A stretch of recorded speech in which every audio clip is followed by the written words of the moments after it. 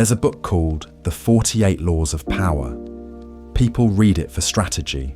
We're stealing it for something else, the psychology hiding underneath.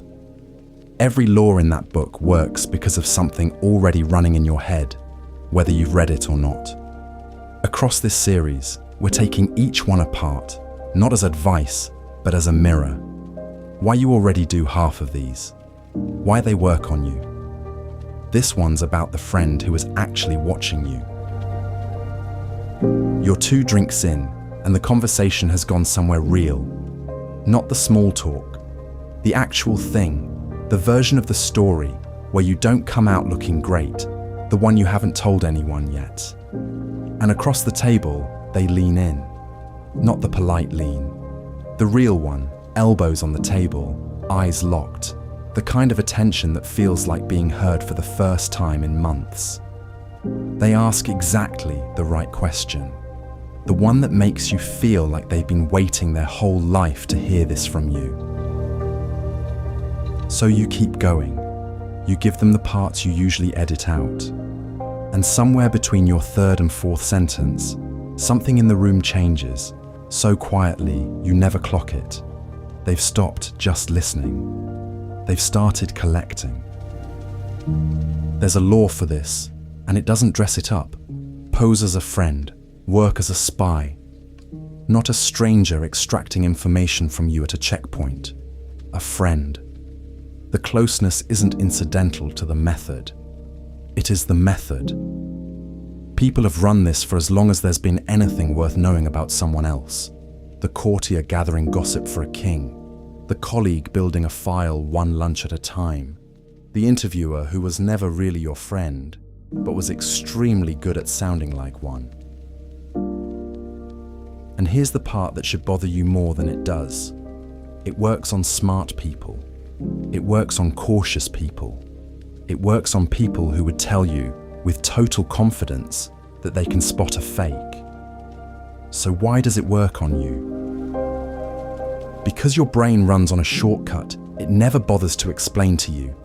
It assumes honesty by default. Psychologists call it truth default theory. And the idea underneath it is almost embarrassingly simple. Most people, most of the time, tell the truth. So your brain built a shortcut that treats probably honest as the resting state for anyone standing in front of you. You don't evaluate a new person's honesty from 0. You start them already in the green, and you only move them out of it once the evidence gets loud enough to force the update. Which sounds like a flaw. It isn't. Imagine the alternative. Treating every person you meet as a hostile witness, cross-examining the barista, the new co-worker, your own mother, before you'll believe a word out of them. You'd survive maybe a week before the exhaustion of it broke something in you. The shortcut isn't a bug. It's what makes it possible to have a society at all. To sit down across from a stranger and end up, an hour later, friends. But a shortcut.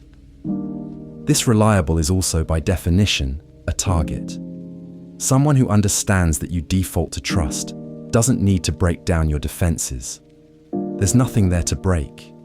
They just need to occupy the role your brain already hands out for free, the role called friend, and the door was open before they even knocked. If you're still here, you're the kind of person who wants to know exactly how the door got opened, not just that it did. That's this whole channel. Stay for the last part. It changes what you actually do with this. That's the part that should really unsettle you. This isn't a story about con artists in dark alleys. Look around and you'll find the exact same mechanic wearing a dozen ordinary, forgettable outfits. The colleague who's unusually interested in your salary, framed as concern. The new acquaintance who agrees with everything you say for the first 6 conversations, then starts steering the 7th. The interviewer trained to go quiet right after your answer, because silence pulls out the sentence you are about to stop yourself from saying. None of them are lying about being interested in you. That's what makes it work. The interest is often real. It's just not the only thing happening at the table. So here's the honest, slightly uncomfortable version of this. You will probably never be able to spot it in the moment. Not reliably. Not the good ones. What you can spot is a feeling, if you know to look for it. It isn't suspicion. Suspicion is too loud, too late. It's smaller than that. The tiny, specific relief of being asked about yourself by someone who somehow never gets asked back.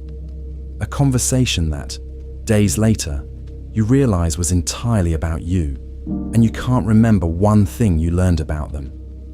That gap, the lopsidedness of it, is the tell, not proof, just a small, useful itch worth noticing before you keep talking. Back at the table, 2 drinks in.